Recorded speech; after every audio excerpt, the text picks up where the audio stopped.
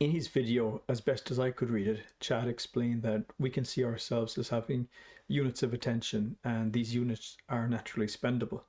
In an online space, these are often spent on clickbait style thumbnails, etc. It's like they're fish hooks which bring you into space, but they aren't just thumbnails, they're also symbols. The recent gold standard for this has been Donald Trump, according to Chad, and hard to say he's wrong. I mean, it's almost archetypal how the president of America generates forces both for and against him. People who like and dislike the American president have equally been dragged into a space by him as a symbol. But there are, of course, other symbols depending on what you want to look at, and they all demand your units of attention. Such a symbol asks for an allocation of attention, but it's not correct to say that this is just manipulation. And this is something Chad highlighted, I felt, knowing that both those who like and dislike the President of America have engaged in spending their units of attention on him. They have decided to pay with attention for their need to feel like they have the ability to shape the course of their country in a direction that they like. And that may be interpreted differently for different people. It would be wrong to see this as being about President Trump, though. There are, as we've mentioned, other potent symbols, and these seem to function as a symbolic dew point, manifesting a collective desire to have agency or the ability to directly influence reality at a scale much bigger than yourself. It's not that these things are bad.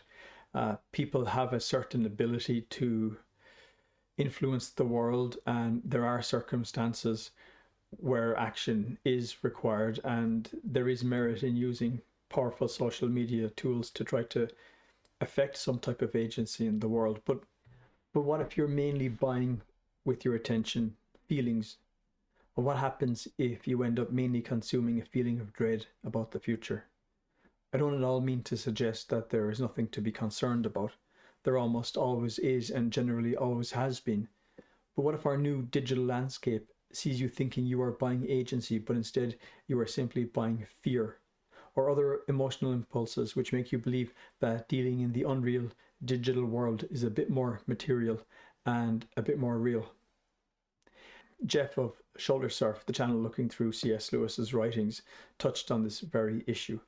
It's 1921 or so, and C.S. Lewis has just read a book called On the Aesthetics of Art, which has upturned how art is viewed by making it maximally subjective.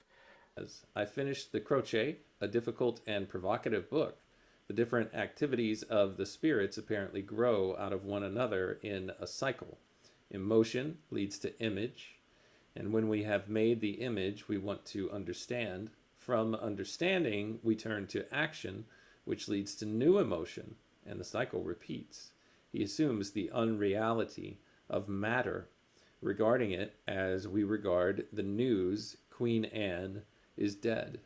Robot Lady, can you unpack a little bit of what Lewis is, I suppose, summarizing here in Crochet? Certainly. So Lewis is summarizing a tough idea from Croce's Essence of Aesthetic. It's about how our minds work in a loop. First, we feel something like an emotion. Then, our mind creates an image or picture in our head based on that feeling.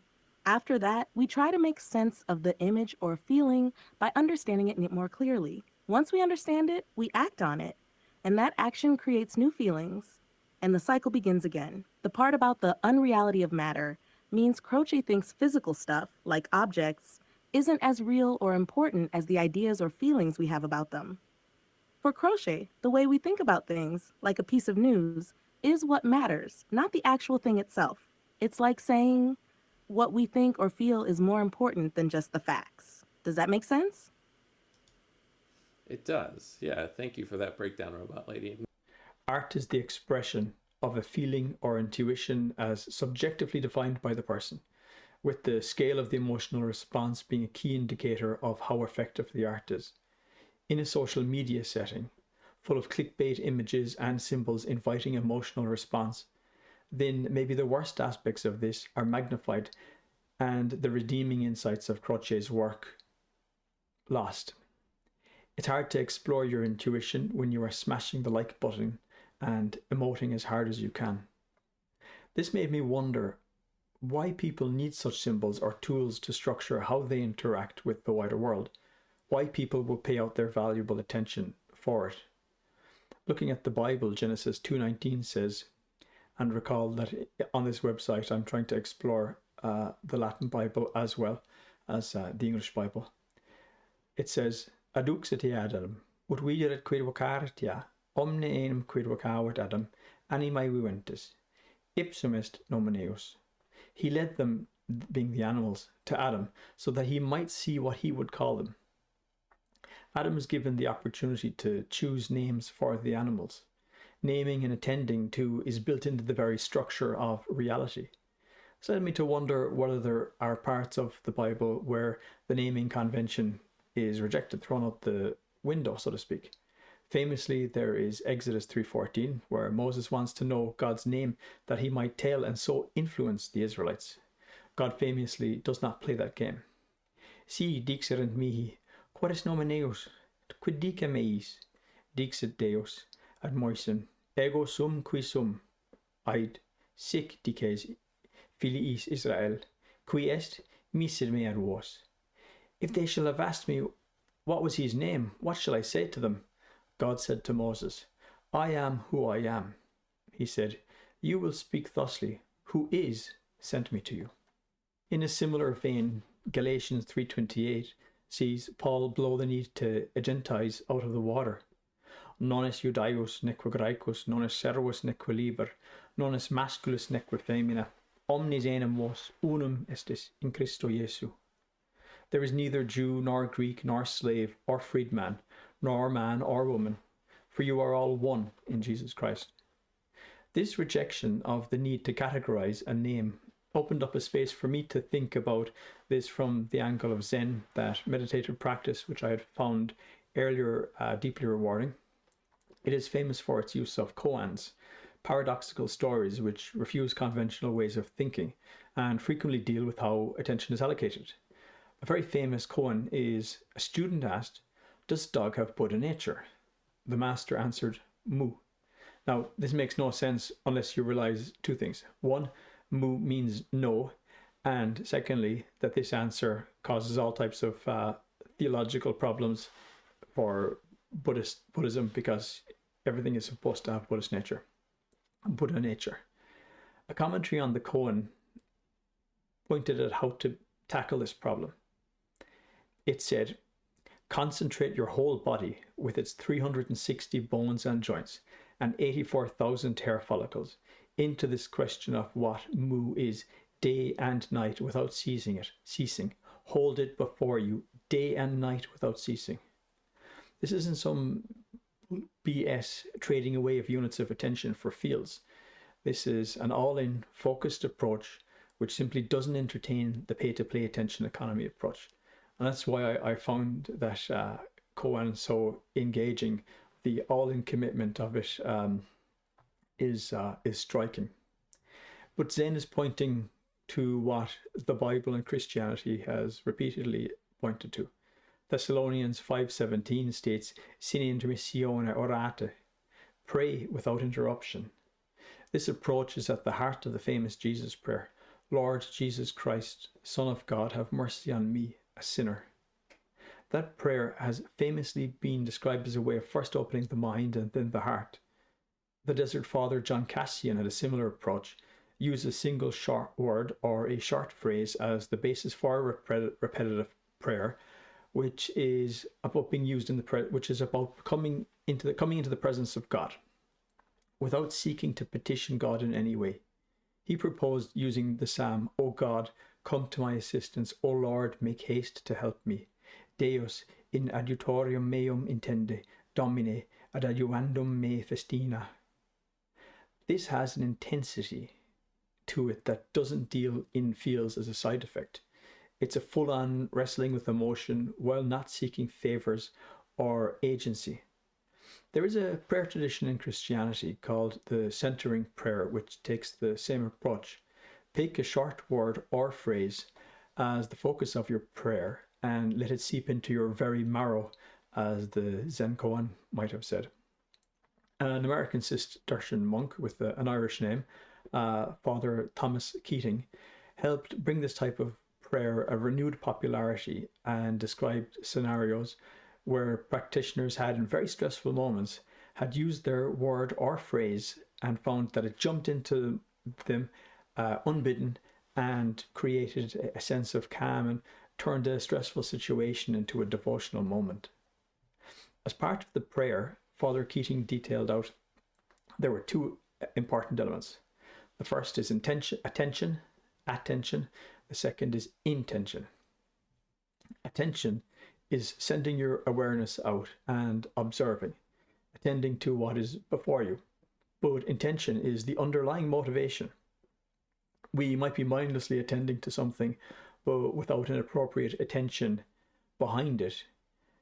In Genesis, it seems to me that Cain attended to the act of sacrifice, but his intention was poor. Sin was crouching at his door, and the feeling of anger and resentment got into him.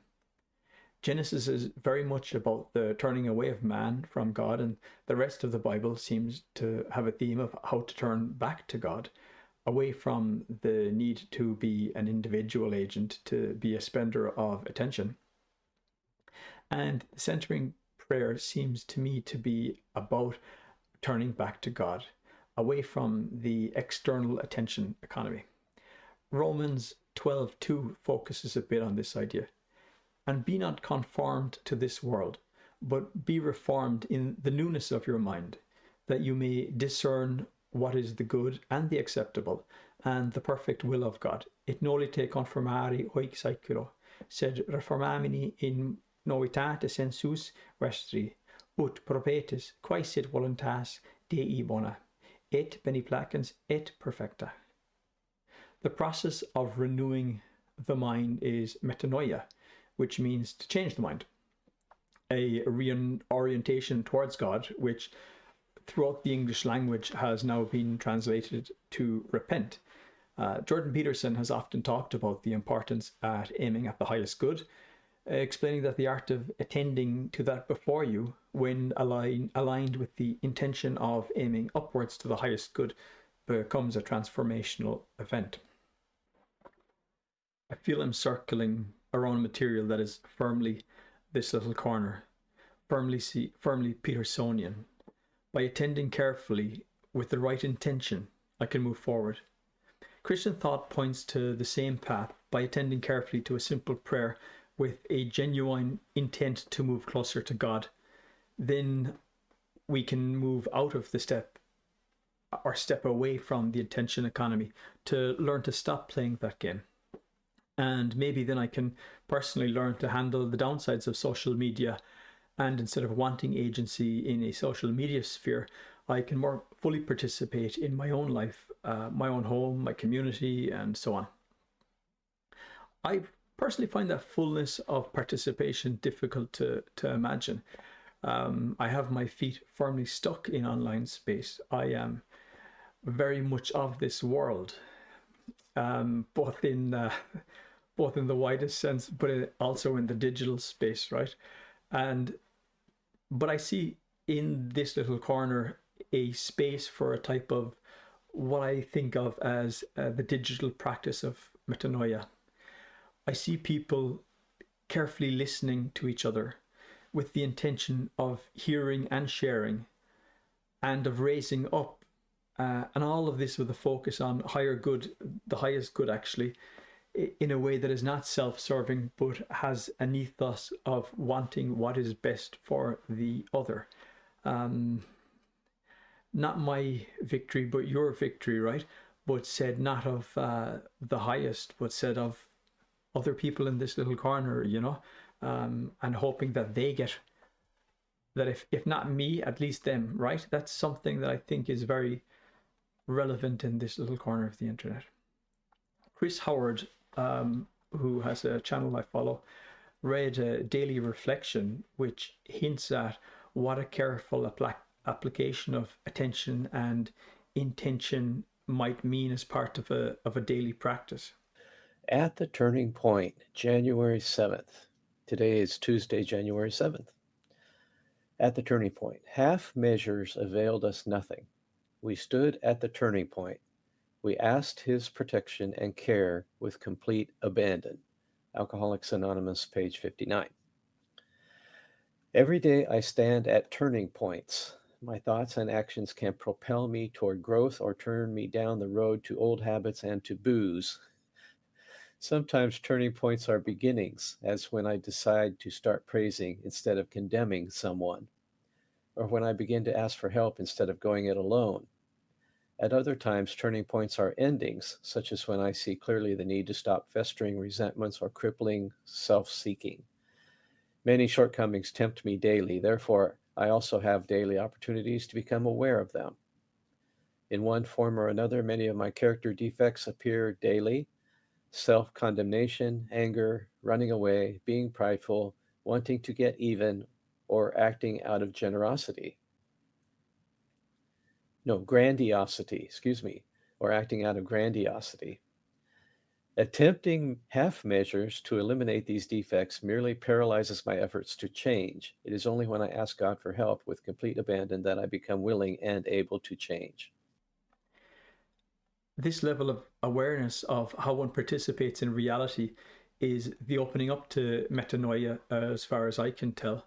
And just as those events must be faced and a turning, metanoia, made, then so too I see a social media challenge as equally presenting an opportunity for digital metanoia.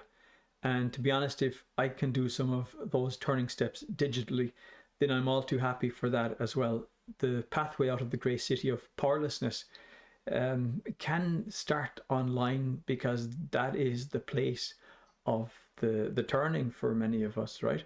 And just as in our meat sack space, we can face events where we turn towards a negative direction or a positive dimension, the fact that it's happening online doesn't change the fact that it's happening subjectively to us, and that we have a choice to be able to respond and analyze and to try to find that metanoia. And I think the benefits of it is that within this little corner, you are digitally, you are virtually not alone, as the saying goes, right? And that's powerful, right? That's really powerful. So I personally feel that me trying to wrestle with this notion of digital metanoia will set up the opportunity for me to consider new turnings and new moments of practice, and I think that's about as grounded in the world as you can get. In the book, the Great Divorce, which I haven't read, but I've read summaries of it and discussed summaries of it, so I'm doing the cheap analysis of it. So many people didn't take the awareness to turn to a new path, but they held firmly onto the course that they had known. While I was looking through thinking about this topic, I came across some guy, I think his name is Bourdieu, and he had a notion of what he called habitus, which is a very fancy way of just saying habit, right? And I mean, that's the habit, right? And metanoia is the habit of is make metanoia a habit, maybe, and try to figure out how to turn away from automated behavior, careful watching of emotion and feeling, and that commitment to resting within a prayer for no purpose or gain other than giving yourself up, right? It's like, it kind of feels like do your worst social media, right? I know it's not that easy to say, but it kind of has the promise of, do your worst social media. If I can do this right, I think I can beat you. Thanks for sticking with me, for anybody who did. I appreciate it.